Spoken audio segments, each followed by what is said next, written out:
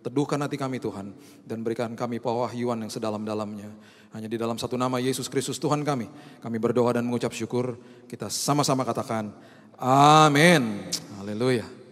Shalom. Oke, sepanjang hari ini kita belajar tentang sebuah pesan Tuhan kepada gereja Tuhan.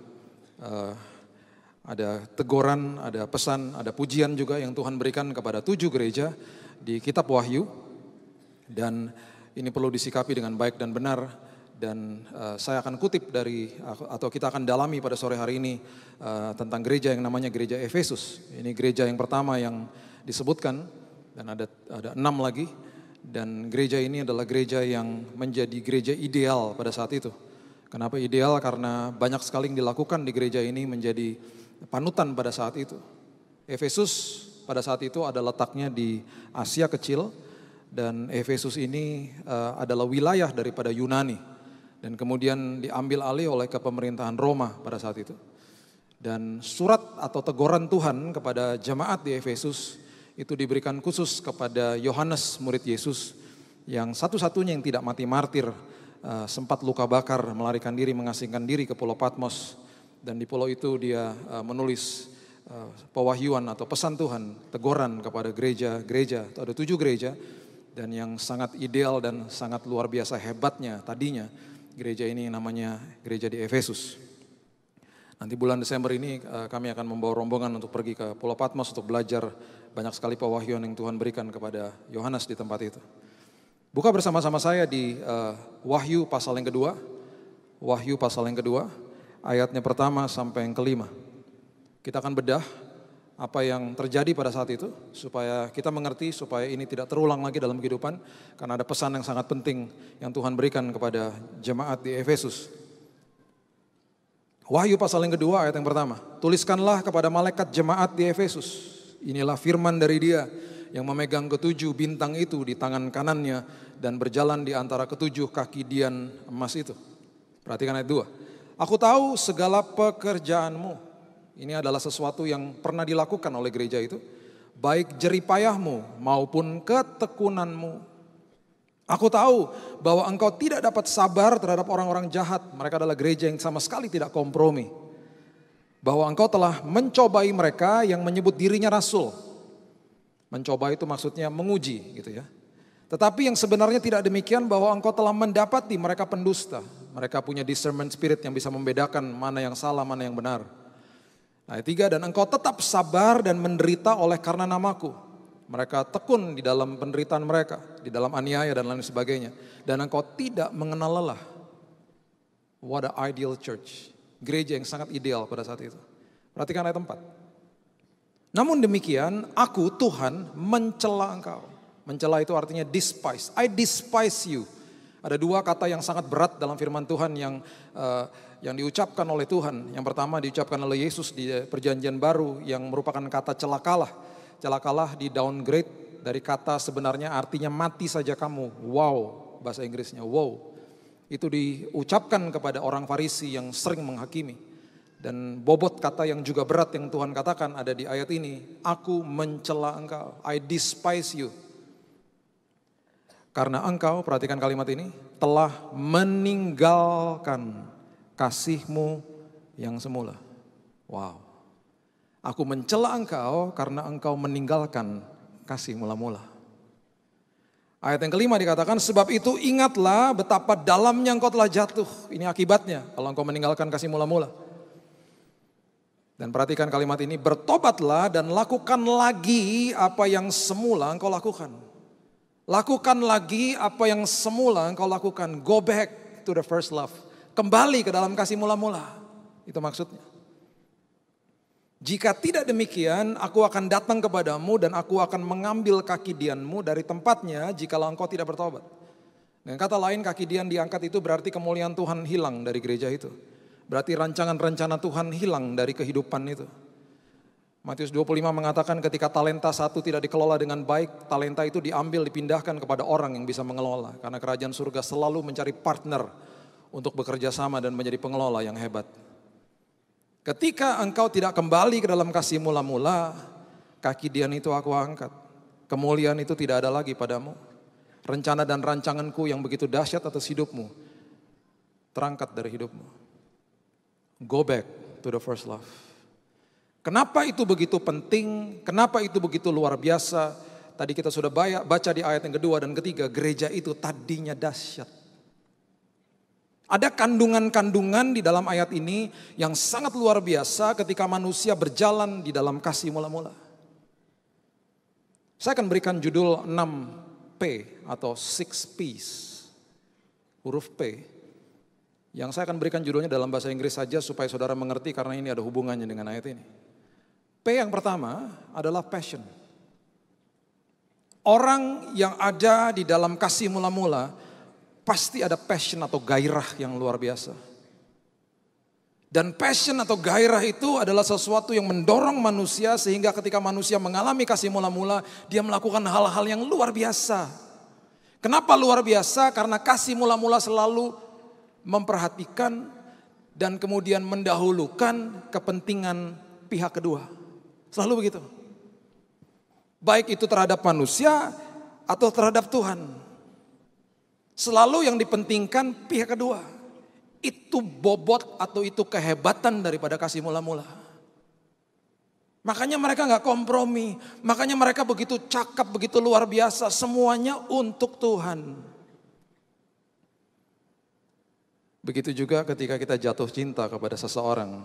Semuanya untuk orang itu. Siapa yang pernah jatuh cinta di tempat ini?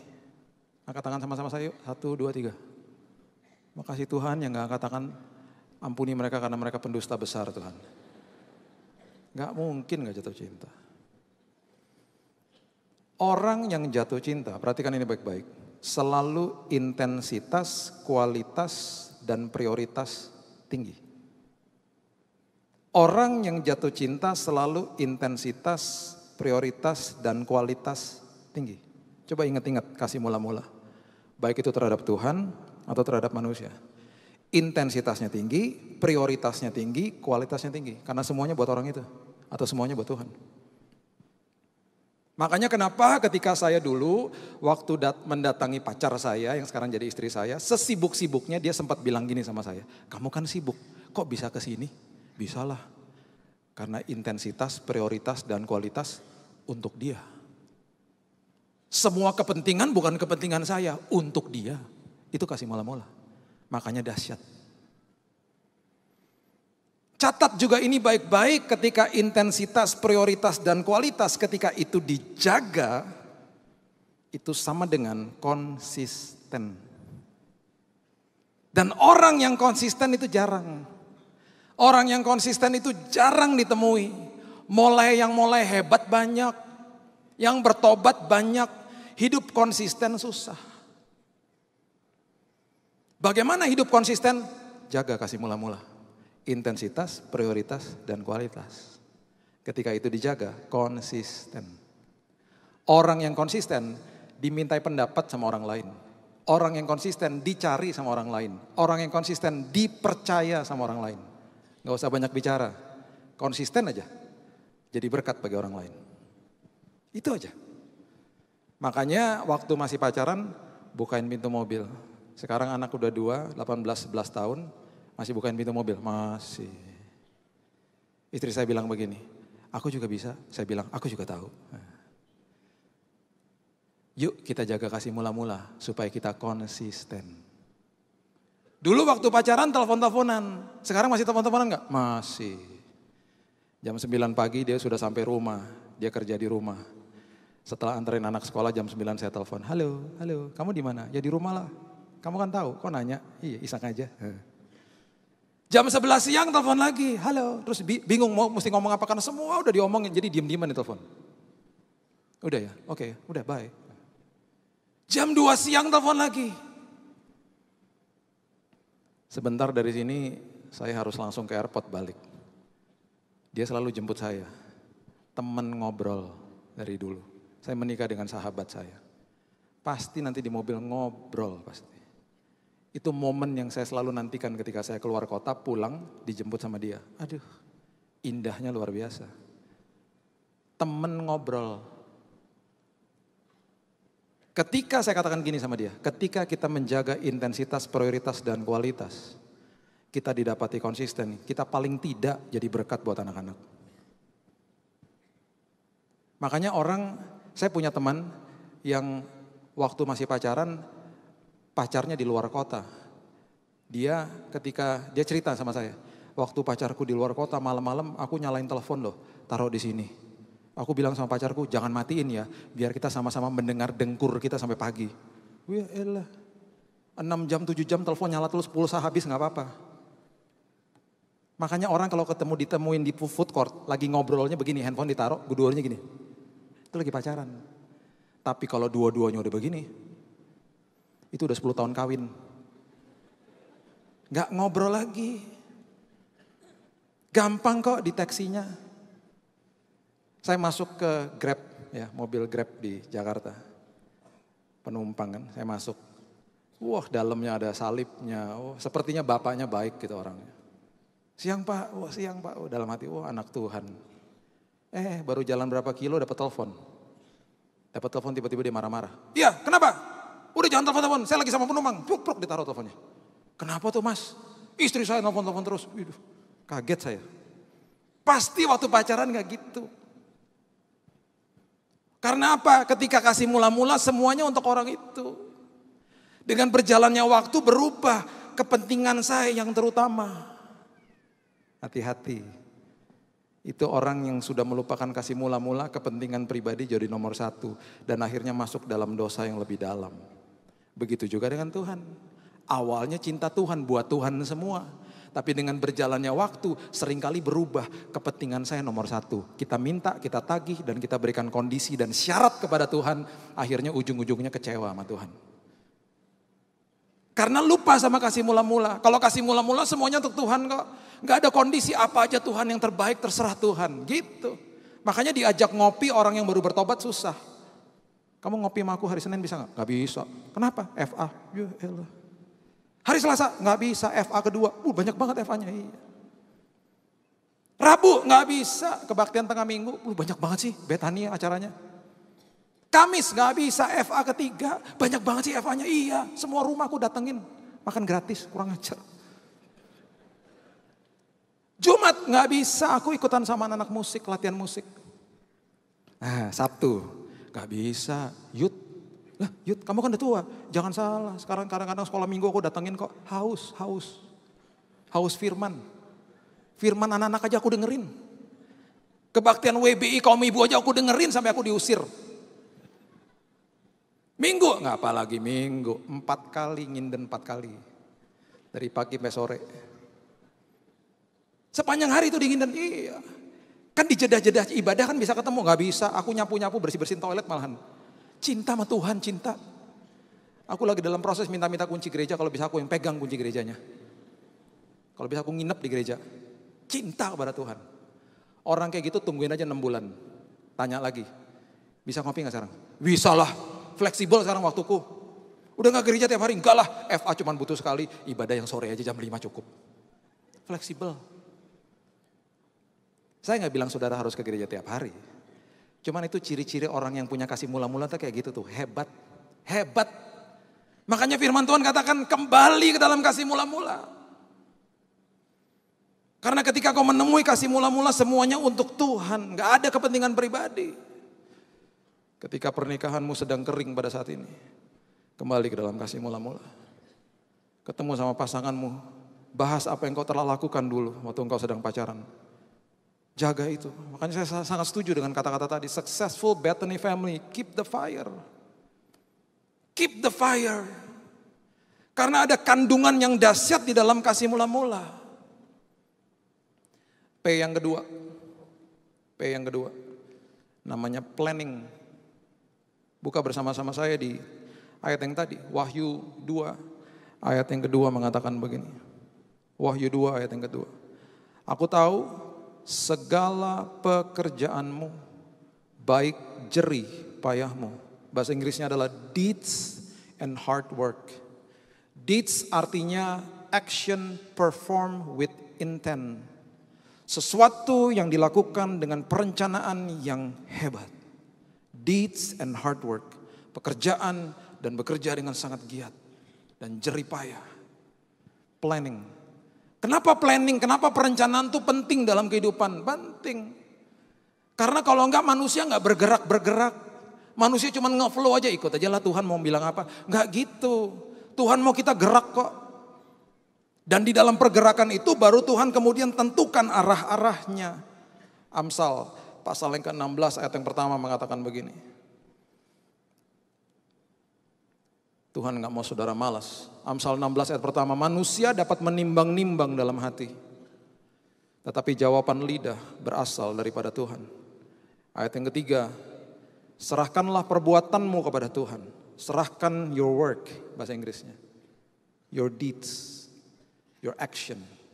Langkahmu kepada Tuhan. Maka terlaksanalah segala rencanamu. Rencana di dalam Tuhan. Ayat 9, hati manusia memikir-mikir jalannya. Setelah dia bergerak memikir-mikir jalannya. Mau kemana ya Tuhan? Kalimat berikutnya, tetapi Tuhanlah yang menentukan arah langkahnya. He will direct your steps. Waktu saya masih kecil saya punya foto di sebuah kapal namanya kapal Logos. Kapal penginjilan yang berlabuh di Tanjung Priok. Bapak saya karena dia adalah pendiri Gideon untuk Indonesia. Membagikan Alkitab dan traktat kepada jemaat di penjara dan juga di hotel-hotel. Dia diundang ke kapal itu dan saya dibawa, saya masih kecil dan saya masih ada fotonya, dia waktu itu jelaskan kepada saya ada foto di depan kemudi daripada kapal itu. Dan saya katanya sering nangis kalau diajak pulang karena saya suka sekali dengan kemudi kapal itu. Saya mungkin berpikir pada saat itu ini kapal sedang bergerak ke kanan dan ke kiri. Bergerak enggak? Tidak, karena kapalnya kan statis. Kapal itu akan bisa diarahkan ketika dia mulai bergerak. Ketika dia bergerak, setir itu berfungsi untuk ke kiri atau ke kanan. Bergerak dulu. Gak bisa statis. Makanya prinsip firman Tuhan adalah message to man. Diberikan kepada manusia. Pesan diberikan kepada manusia. Dan manusia harus keep moving. M yang ketiga, moving. Gak bisa bangun monumen. Monumen adalah tanda kematian. Makanya batu nisan itu monumen, memperingati kehidupan seseorang. Informasi yang paling singkat paling tidak ada tanggal lahir sama tanggal kematian di situ. Monumen. Kalau pemerintah Indonesia setiap hari hanya memandang monumen saja, monumen Monas, besoknya monumen Tugu Pahlawan dan lain sebagainya, hanya memperingati apa yang pernah dilakukan oleh pejuang-pejuang kita nggak akan maju-maju negaranya. Begitu juga dengan kehidupan manusia, tidak bisa hanya sekedar, oh aku udah puas dengan apa yang terjadi dengan tahun lalu, 2 tahun lalu dan lain sebagainya. Tidak. Tuhan menjanjikan kita terus naik dan tidak turun. Tapi kita pun harus bergerak. Kita punya kebiasaan di rumah mencatat apa yang kita harapkan terjadi di tahun berikutnya. Dan tulisan itu kita bawa kepada Tuhan, kita doakan bersama-sama dengan anak-anak. Apa sih harapan yang buat tahun depan? Apa sih yang bisa kita perbaiki untuk tahun depan? Dan kita mulai bergerak ke arah situ. Seperti kapal saja, Tuhan. Kita mau ke sini Tuhan, kita mau melakukan ini Tuhan. Tuhan taruh dalam hatiku, Tuhan apakah ini benar dan lain sebagainya. Mulai bergerak, planning. Jemaat di Efesus adalah jemaat yang seperti itu. Dan mereka menemui P yang ketiga, purpose. Mereka menemui tujuan mereka, mereka menemui purpose. Deeds and hard work. Mereka menemui purpose. Purpose adalah tujuan hidup. Dan tujuan hidup itu selalu dahsyat dan Tuhan selalu adil. Dan prinsip firman Tuhan adalah selalu dia menciptakan masa depan saudara, kemudian dia backtrack dan dia kemudian ciptakan saudara, ditenun di dalam rahim ibu saudara. Masa depannya sudah dikasih, kemudian saudara diciptakan. Purpose-nya sudah ada, tujuan hidupnya sudah diciptakan, kemudian saudara diciptakan, didesain oleh Tuhan. Dan dia juga Allah yang adil, dia berikan saudara dan saya modal supaya kita bisa sampai ke tujuan purpose hidup itu dengan baik dan benar. Seperti mobil kalau mau pergi ke sebuah kota, perjalanan jauh, modalnya harus ada bensin, harus ada ban yang ada angin yang baik, mesinnya harus diservis dan lain sebagainya. Tuhan berikan apa kepada manusia? Tuhan berikan kreativitas, kepribadian, karunia, talenta. Tuhan berikan dalam hidup manusia. Untuk sampai ke tujuan itu. Makanya di dalam kehidupan setiap orang Tuhan sudah memberikan modal yang luar biasa ketika Tuhan menciptakan burung, ditugaskan purpose-nya untuk terbang. Kemudian di dalam burung itu di built-in flight namanya, sistem penerbangan yang hebat. Makanya ketika main-main ke pabriknya Boeing, saya ini suka dengan pesawat. Saya punya 250 pesawat. Mainannya jangan kaget. Kaya banget nih orangnya, bukan benerannya ya, mainannya kecil-kecil. Tadi Nesa kasih saya pesawat yang sudah jarang. Saya koleksi pesawat-pesawat Indonesia yang sudah langka, yang tua-tua gitu ya. Diecast ya maksudnya, skala 1/400 segini-segini. Nah, saya main-main ke pabriknya Boeing, nanya sama orang engineer di sana. Setelah tur masuk ke pabriknya. Gimana cara buat pesawat? How do you build a plane? Oh, kita purpose-nya kita tulis dulu. Kita brainstorm, kita tulis tujuan pesawat ini untuk apa. Bisa tahan ini, bisa tahan itu. Untuk penerbangan jarak sekian. Kemudian harus hemat bensin berapa persen dari pesawat yang terdahulu yang sudah pernah dibangun. Dengan purpose itu, dengan tujuan itu baru kita masuk ke drawing board. Baru kita kemudian baru desain pesawatnya. Saya teringat dengan sistem kerajaan surga. Oh, memang begitu ya Tuhan.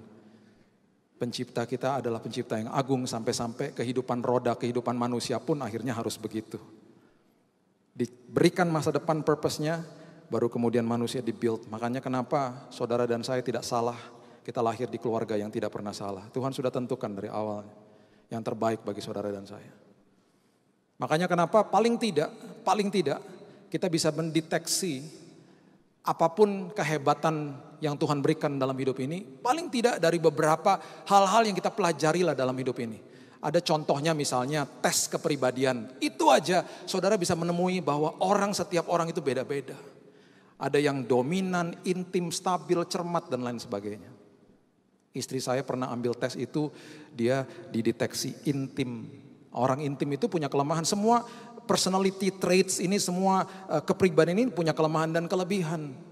Orang intim kelemahannya apa? Dia bisa buat janji kepada 3 orang dalam waktu yang bersamaan loh. Kalau dia belum dewasa ya. Jam 8 kamu nonton sama aku, bisa? Nonton Avengers yuk. Jam 8 ya? Oke. Teman kedua datang. Jam 8 ke mall sama aku, bisa? Ke mall. Jalan-jalan di mall. Bisa. Orang ketiga loh datang. Teman ketiga. Nanti malam ke rumahku aku buatin makanannya. Bisa gak jam 8? Bisa deh. Gitu. Dibisain loh 3-3-nya. Karena orang intim. Susah bilang tidak. Semua diayain karena seru bagi dia. Nanti jam 8 dia kebingungan sendiri. Dia bilang ini, aku pergi nonton aja. Temen yang ngajakin ke mall marah-marah. Temen yang ngajakin ke rumahnya marah-marah. Aku udah masakin kenapa gak datang sih? Gimana sih kamu kalau janji? Orang intim jawabannya sederhana dan singkat. Gitu aja marah. Temannya gak bisa marah. Itu orang intim. Orang intim kalau masuk ke dalam sebuah ruangan banyak temannya. Dan ditunggu-tunggu kedatangannya. Karena seru, rame orangnya. Orang intim, kelemahannya juga pelupa. Istri saya sudah kehilangan handphone 5 kali di toilet. Tangisan pertama, tangisan kedua saya masih belum mengerti. Tangisan ketiga, keempat, kelima, baru nangis, hilang di mana handphonenya. Kok kamu tahu sih? Ya iyalah tuh tangisan handphone hilang itu kalau gitu. Tapi belajar makin dewasa tuh. Orang intim, tujuan hidupnya gak jauh-jauh. Biasanya paling hebat apa? People person. Suka berhubungan dengan orang lain. Hebatnya biasanya di mana sih? Bidangnya sales, marketing. Wah hebat. Kalau jadi agen asuransi, target ketutup terus pasti. Orang suka ngelihat orang intim. Nah orang intim disuruh jadi akuntan, mati duduk dia.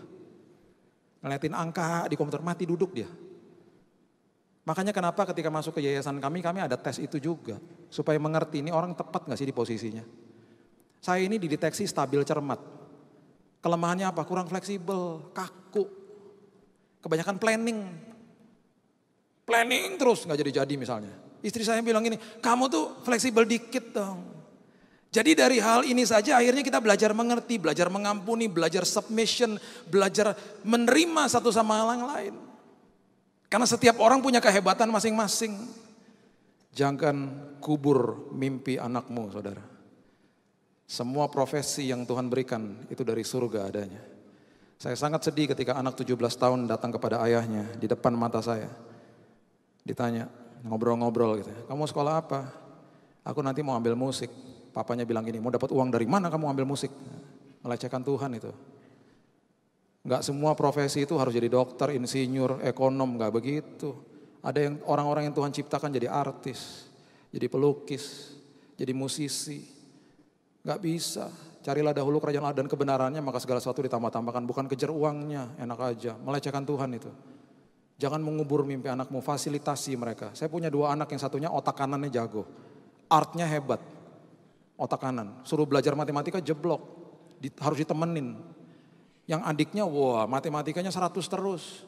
Tapi suruh ngelukis, suruh gambar dalam bidang art susah. Harus difasilitasi, dua-duanya berbeda. Tuhan punya tujuan dalam hidup mereka, itu sudah built-in sistemnya. Makanya kalau kerja, jangan kejar gaji, jangan kejar income, jangan kejar omset, kejar tujuan Tuhan. Kalau kejar gaji sama kejar omset, hari Senin stres kita. Makanya ada istilah I don't like Monday, I hate Monday. Karena kita kerja udah kayak robot, terjebak di dalam sistem. Kejar gaji, kejar gaji, kejar gaji. Makanya ketika orang naik motor pagi-pagi mau berangkat kerja di Jakarta, kalau hari Senin pagi mukanya mesem semua karena hari Senin. Ngeri. Jangan berani-berani senggol, marah-marah pasti. Tapi kalau sudah hari Jumat sore semuanya di motor begini. Karena mau weekend. Mau disenggol juga gak apa-apa. Ayo mas, makasih mas. Ini udah ibadah terakhir loh. Muka-mukanya gak ada yang mesem kan. Seneng semuanya ya. Karena besok kita akan katakan I love Monday. Karena berarti hari yang baru. Kesempatan yang baru. Untuk kerjakan tujuan yang Tuhan tetapkan dalam hidupku. Gak usah stres. Jangan kejar gaji. Jangan kejar omset. Kejar tujuan Tuhan. Merdeka hidupnya. Passion, planning, purpose. P yang keempat. Coba buka Wahyu pasal yang kedua. Ayat yang kedua tadi. Di bagian terakhirnya dikatakan begini. Aku tahu segala pekerjaanmu, baik jeripayahmu maupun apa? Ketekunanmu. Kemudian ayat 3 dikatakan begini. Dan engkau tetap sabar dan menderita karena namaku, dan engkau tidak mengenal lelah. P yang keempat, persistent, tekun. Tekun. Saya suka main basket. Dari dulu main basket. Masih ngikutin sampai sekarang. Masih nonton juga di sana.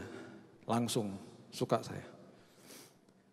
Saya pernah ketemu sama, kalau saudara tahu ada nama pemain namanya Michael Jordan. Saya pernah ketemu dengan beliau di restorannya, pernah ngobrol sebentar. Dan saya baca bukunya.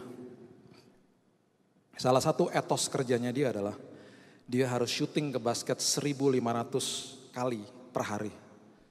Dan yang sangat hebat adalah ketika di hari di mana dia harus bertanding dan dia harus syuting basket dan belum selesai, ketika semua orang sudah pulang, penonton sudah pulang, itu bukan hari latihan loh, hari pertandingan. Dia bilang sama juru kunci, boleh matikan lampu, sisakan sedikit saja karena latihan saya belum selesai. Setelah pertandingan latihan lagi, sampai kuota 1.500 syuting ke basket itu selesai. Tekun. Akhirnya dinikmati karyanya oleh jutaan orang. Karena permainannya begitu luar biasa. Tekun. Anak kami yang kedua dideteksi waktu lahir delay of speech. Punya special needs. Jadi dia telat berbicara. Dokter mengatakan bahwa Pak, ini waktu lahir setelah berjalannya waktu gak sempat merangkak dulu ya Pak, langsung jalan ya. Iya. Jangan seneng Pak kalau kayak gitu. Karena ada kemungkinan itu ada saraf balancing di belakangnya yang gak begitu berfungsi dengan baik, kata dokter. Jadi itu yang mempengaruhi dia akhirnya telat bicara. Harus terapi Pak. Terapinya gimana? Supaya dia bisa balancing. Kemudian dokternya tanya, pasti gak berani naik ayunan? Betul. Karena kakinya gak berpijak di bawah. Dia merasa bahwa dia gak seimbang. Apalagi berenang, karena kakinya gak berpijak juga. Wah, makin takut dia. Pak, terapinya berenang ya Pak. Di umur ke-3 tahun, selama 1 tahun, saya ajarkan kepada dia. Namanya Keaton, we have to go swimming. Kita harus berenang. Jangan takut ya sayang. Dia ada di situ sama kamu. Selama 1 tahun, kita tekun lakukan itu. Persistent. Pakai ban, pakai pelampung di tangan kanan kiri, dan juga saya pelukin dia di kolam. Wah, baru masuk kolam udah jerat-jerit, Dad. Dan selama perjalanan itu pelan-pelan bannya dicopot, pelampungnya masih ada, masih dalam pelukan saya. Juga jerat-jerit. Step berikutnya masih pakai pelampung, saya dorong lebih jauh sedikit dari saya. Oh, itu berteriak. Berteriak dia. Karena dia gak ada di dalam pelukan saya. Saya pun kasihan dan tidak tega. Dan itu kami lakukan sampai 1 tahun. Anak itu sekarang sudah 11 tahun. Cerewetnya minta ampun. Ngomong gak berhenti-berhenti. Dan berkali-kali dia pernah masuk ke dalam kolam ketika dia masih umur sekitar 5-6 tahun. Dia nyebur di kolam. Ada seorang bapak yang berteriak, Pak, anaknya gak nongol-nongol Pak. Tenang Pak, nanti di ujung sana nongol Pak. Dan benar, masuk ke dalam, gak keluar. Di ujung sana keluar. Dia ngambil koin. Dia lempar koin ke kolam. Dia menyelam. Bapak itu gak tahu pergumulannya, prosesnya. Persistent. Jemaat di Efesus adalah jemaat yang tekun. Itu adalah kandungan daripada kasih mula-mula. Makanya orang yang kasih mula-mula pasti tekun. Pasti menjaga intensitas, prioritas, dan kualitas. Dan konsisten kalau itu dijaga. P yang kelima, people. Wahyu pasal yang kedua, ayatnya yang kedua bagian yang B mengatakan begini. Aku tahu segala pekerjaanmu, baik jeripayahmu maupun ketekunanmu. Kemudian dikatakan, aku tahu bahwa engkau tidak dapat sabar terhadap orang-orang jahat. Bahwa engkau telah mencobai mereka yang menyebut dirinya rasul. Tetapi sebenarnya tidak demikian, bahwa engkau telah mendapati mereka pendusta. Mereka sangat cakap memilih orang-orang yang masuk dan dekat terhadap hidup mereka supaya mereka tidak dipengaruhi dengan pergaulan yang buruk. Amsal mengatakan bergaul dengan orang bijak menjadi bijak, berteman dengan orang bebal menjadi malang. Amsal mengatakan itu. Saya punya prinsip dalam hidup ini, punya layer-layer pertemanan. Contohnya kalau di rumah ada tukang gojek datang, itu pasti letaknya di luar pagar. Ada orang-orang dari komunitas, dari RT yang datang, letaknya mereka boleh masuk rumah tapi di ruang tamu misalnya. Ada kerabat, teman yang dekat atau keluarga pasti masuk ke dalam ruang tamu dan bisa makan bersama di meja makan kami. Dan saya mempunyai hanya 2 teman, sahabat saya, my best friend, yang bisa sampai masuk ke kamar saya ketika istri saya gak di rumah. Pernah satu waktu pagi-pagi saya bangun, tiba-tiba saya terkaget-kaget karena ada sahabat saya sudah tiduran di sebelah saya sambil nonton TV. Dari jam berapa kamu di sini? Hehehe. Masuk sampai kamar. Ada layer-layernya. Dan di dalam proses ini tidak boleh menghakimi. Catat itu baik-baik.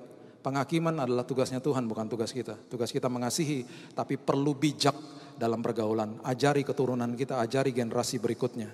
Ada seorang sosok yang sangat hebat di dalam firman Tuhan yang bernama Barnabas. Barnabas adalah temannya Paulus. Dan yang kita kenal adalah Paulus yang mempunyai pekerjaan dan karya dan perjalanan dan surat-surat yang begitu hebat di dalam firman Tuhan. Tetapi ada seorang partner yang namanya Barnabas yang jarang sekali terdengar. Barnabas adalah orang yang lahir di Pulau Siprus. Dan pada awal pelayanannya dia menjual propertinya dia untuk pembiayaan gereja mula-mula. Itu Barnabas.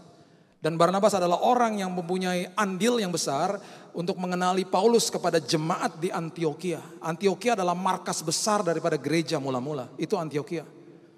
Kalau saya bisa ibaratkan pada saat hari ini, kalau saudara pernah ke daerah Kelapa Gading di Jakarta, itu adalah tempat dengan gereja terbanyak per kapita di Indonesia. Ada 166 gereja di dalam lingkup perumahan di Kelapa Gading.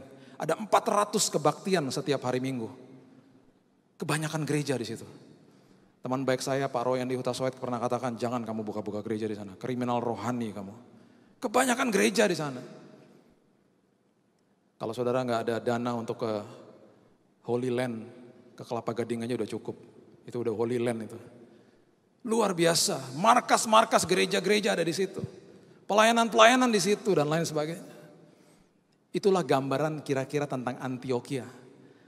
Dan saya percaya pasti Barnabas mengalami banyak hal-hal yang sangat diragukan oleh pemimpin-pemimpin jemaat pada saat itu. Karena dia harus mempertaruhkan nama baiknya. Karena Paulus bekas pembunuh loh. Dan pasti mereka katakan, ini orang bekas pembunuh ngapain kamu bawa ke sini? Dia mempertaruhkan nama baiknya.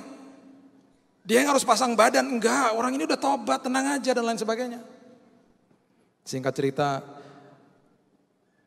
akhirnya Paulus mengadakan perjalanan dari Antioquia untuk pergi ke berbagai tempat. Perjalanan itu selalu dimulai dari situ. Dia akhirnya mempunyai base di situ. Paulus juga adalah orang yang dominan. Berkali-kali punya selisih paham dengan anak buahnya dan partnernya dan lain sebagainya. Satu waktu ada anak buahnya, muridnya yang tidak disiplin namanya Yohanes yang disebut Markus. Ditegur dengan keras sampai dia tersinggung, dia keluar dari timnya. Yang konsol dia, yang akhirnya counseling dia siapa? Barnabas. Namanya gak terdengar. Sampai akhirnya Barnabas berselisih paham juga dengan Paulus. Dia bawa si Yohanes yang disebut Markus ke pulaunya dia, ke pulau Siprus. Dan mungkin di situ dikonseling sama dia, udahlah tenang aja. Memang si bos tuh begitu, orangnya keras. Terima aja lah apa adanya. Selama itu terjadi, Paulus punya partner baru namanya Silas. Dan Alkitab mencatat, pada akhirnya Paulus, Silas, Barnabas, dan juga Yohanes yang disebut Markus pelayanan bareng-bareng lagi. Dia pembawa damai di dalam pelayanan Paulus. Hebat loh pelayanannya Paulus. Tapi ada teman yang juga sangat hebat di belakangnya dia yang tidak pernah terdengar. Namanya Barnabas. Jarang disebut. Dia siap menjadi orang nomor 2. Menjadi teman yang luar biasa. People. Dan pada akhirnya jemaat di Efesus adalah jemaat yang sudah ditegur oleh Paulus sendiri. Di tahun 70 sampai 80 kira-kira itu adalah tahun di mana Paulus menulis buku kepada atau surat kepada Efesus. Di Efesus pasal yang ketiga ayat yang ke-20. P yang terakhir adalah prayer. Dikatakan begini. Bagi dialah yang dapat melakukan jauh lebih banyak daripada yang kita doakan atau pikirkan. Seperti yang ternyata dari kuasa yang bekerja di dalam kita. Paulus sudah mengatakan ini. Keep on praying. Terus berdoa. Karena di dalam doa, di dalam dasar itu. Aku akan melihat perkara-perkara yang besar akan terjadi atas hidupmu. Sangat ironis, Efesus tidak pernah mendengar teguran ini. Gereja di Efesus tidak pernah respon atas teguran ini. Mereka tidak pernah kembali ke dalam kasih mula-mula. Pada awalnya Paulus spend 3 tahun di sana dengan muridnya yang sangat hebat namanya Timotius. Mereka pulang dari situ, Paulus sempat dipenjara 2 tahun di Roma. Dan dia kembali ke dalam kota Efesus bersama dengan Timotius. Betapa kagetnya dia melihat jemaat di sana sudah banyak sekali yang menyembah berhala. Akhirnya karena dia ada pelayanan di Makedonia, dia katakan kepada Timotius, udah kamu di sini aja. Kamu harus menggembalakan mereka, harus hands on sama mereka. Dan Timotius menjadi bishop pertama atau gembala sidang pertama di tempat itu. Dan kemudian Paulus pergi ke Makedonia. Di sekitar tahun 64 atau 65 saya lupa. Dari Makedonia Paulus menulis surat kepada Timotius yang pertama. Dan tahun 69 Paulus menulis surat kepada Timotius yang kedua dari Roma. Dan yang sangat tragis, di tahun 97 di umur yang ke-80 Timotius dirajam dan dipukuli sampai mati di kota Efesus. Karena ketika ada parade di kota itu yang menyembah berhala, ditegur oleh dia. Mereka gak suka dan mereka membunuh gembala sidangnya yang bernama Timotius. Efesus tidak pernah recover. Efesus adalah gereja yang akhirnya hancur-hancuran. Sekarang kalau saudara pergi ke kota itu hanya tinggal puing-puing belaka. Ada di negara Turki, jumlah penduduknya 80 juta, orang Kristennya hanya 3% sekarang. Gereja yang tidak pernah kembali ke dalam kasih mula-mula. Dan kaki diannya diangkat oleh Tuhan. Kemuliaan Tuhan sirna atas tempat itu. Biarkan ini menjadi pembelajaran bagi kita semua di tempat ini. Dan saya percaya Betaningin adalah jemaat yang selalu kembali ke dalam kasih mula-mula. Dan selalu mempertahankan kasih mula-mula. Dan saya percaya di dalam kasih mula-mula ada kandungan-kandungan yang hebat, yang luar biasa. Ada passion, ada planning, ada purpose, ada persistency. Kemudian ada people oriented dan prayer di dalam hidup saudara. Dan saya percaya kemuliaan Tuhan terus ada bersama-sama dengan saudara. Dan rancangan rencana Tuhan terjadi terus atas hidup saudara. Karena kembali ke dalam kasih mula-mula. Keluarga demi keluarga, diskusi lagi nanti kalau pulang. Kalau kasih mula-mula sudah hilang, kembali ke dalam kasih mula-mula. Pertahankan itu supaya kita didapati konsisten di dalam Tuhan. Mari kita berdoa saudara. Terima kasih Tuhan buat sore hari ini. Terima kasih Tuhan buat firman-Mu yang menegur kami. Terima kasih buat firman-Mu Tuhan yang memperingati kami. Dan kami percaya Tuhan ada pemulihan terjadi atas hidup kami. Karena kami percaya kami adalah jemaat yang senantiasa akan memegang penuh kasih mula-mula kami. Kalau kami sudah meninggalkan kasih mula-mula, pada sore hari ini kami akan kembali ke dalam kasih mula-mula. Kami akan respon akan firman ini. Supaya kemuliaan Tuhan, rancangan rencana Tuhan terus termanifestasi dalam hidup kami. Hamba-Mu berdoa Tuhan, firman ini menjadi rema kehidupan dalam setiap hidup kami. Dan akan banyak kesaksian keluar dari hidup kami. Karena kami mengandalkan Tuhan dan mengalami Tuhan dan hidup di dalam kasih mula-mula kami Tuhan. Menjaga passion, menjaga gairah kami Tuhan. Menjaga intensitas, kualitas dan prioritas. Dan kepentingannya adalah kepentingan Tuhan, bukan kepentingan kami Tuhan. Kami gak mau memberikan kondisi atau syarat kepada Tuhan. Kami lakukan semuanya dengan segenap hidup kami untuk Tuhan. Terima kasih Bapak, kalau ada keluarga-keluarga yang belum dipulihkan pada sore hari ini. Roh Kudus yang memulihkan, mengingatkan mereka. Dan menjadikan mereka anak-anak Tuhan yang selalu taat dan kembali dan menjaga kasih mula-mula. Kami sudah menerima firman Tuhan, teduhkan hati kami Tuhan. Sebentar kami akan mengambil perjamuan. Kami percaya pemulihan terjadi terus atas hidup kami. Meteraikan firman ini sedalam-dalamnya. Hanya di dalam satu nama Yesus Kristus Tuhan kami. Kami sudah berdoa dan mengucap syukur. Kita sama-sama katakan